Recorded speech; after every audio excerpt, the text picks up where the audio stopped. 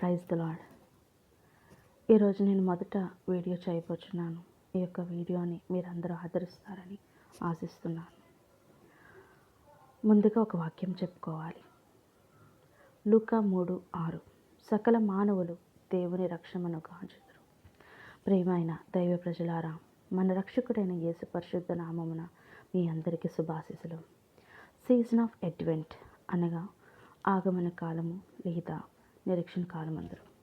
ఈ యొక్క నిరీక్షణ కాలంలో ప్రతి 4 వారములు అంటే క్రిస్మస్ వచ్చే వరకు 4 విభాగములుగా చేసి ఒక్కొక్క వారమునకు ఒక కొవ్వొత్తును వెలిగించి ఒక విశేషమనగా మనం ఆరాధించడం జరుగుతున్నది.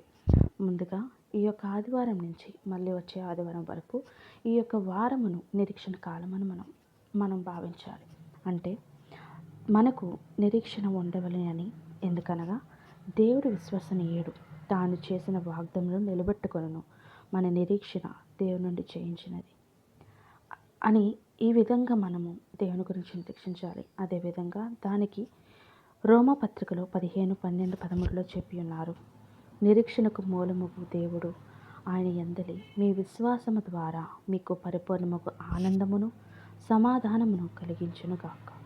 పవిత్రాత్మ ప్రభావం వలన మీ నిరీక్షణ సంపూర్ణమగును గాక. చూసారా, ఈ వాక్యంలో మీరు విని ఉంటే మీకు అర్థమవుతుంది.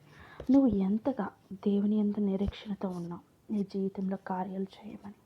నువ్వు ఎంతగా దేవుని యందు నిరీక్షణగా ఉన్నావు, ఆయన కార్యములు చేస్తున్నారు, నువ్వు అనుభవించబోతున్నావు అని గ్రహించి నువ్వు ఎంతగా దేవుని యందు నిరీక్షణతో ఉన్నావు, నీ జీవితాన్ని చక్కబరుస్తారని. నువ్వు ఎంతగా నిరీక్షణతో ఆయన యందు ఉన్నావు, నీ జీవితంలో ఒక మార్గాన్ని చూపిస్తారని.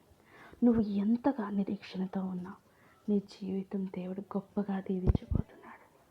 ఈ విధంగా ఈ యొక్క వారం అంతా కూడా నిరీక్షణతో మీరు ప్రార్థన చేసి దేవుని అడుగుచున్నాను. అదేవిధంగా ఈ యొక్క వాక్యం ఈరోజు యొక్క వీడియో మీకు సహాయపడుతుంది. ప్రభు యేసు నామమున అడుగుచున్నాను పరమ తండ్రి, ఆమేన్.